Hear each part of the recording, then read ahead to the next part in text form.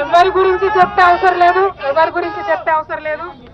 మనము నేను తెలంగాణ బిడ్డను, నేను కేసీఆర్ బిడ్డను, నేను తప్పు చేసే ప్రసక్తే లేదు. నేను మొండిదాన్ని, మంచిదాన్ని. అనవసరంగా జైలుకు పంపి నన్ను జగమొండిని చేసిండ్రు. ఇంకా ప్రజాక్షేత్రంలో గట్టిగా పనిచేస్తాం, కమిట్మెంట్ తో పనిచేస్తాం, అందరితో కూడా నిలబడి ఉంటామని తెలియజేస్తున్నాం. We were always tough. We are fighters. We will fight it out legally. We will fight it out politically. We were always tough.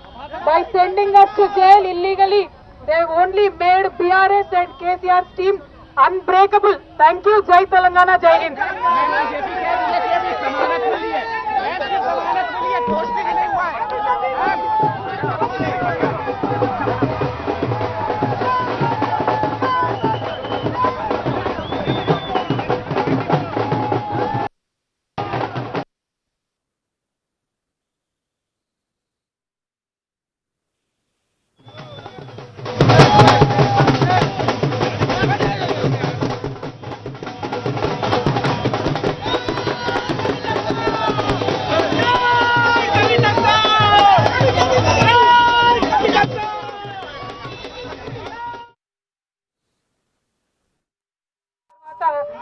మీ అందరినీ కలవడం చాలా సంతోషం.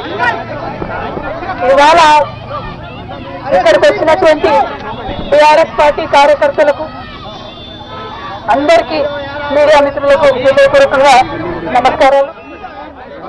18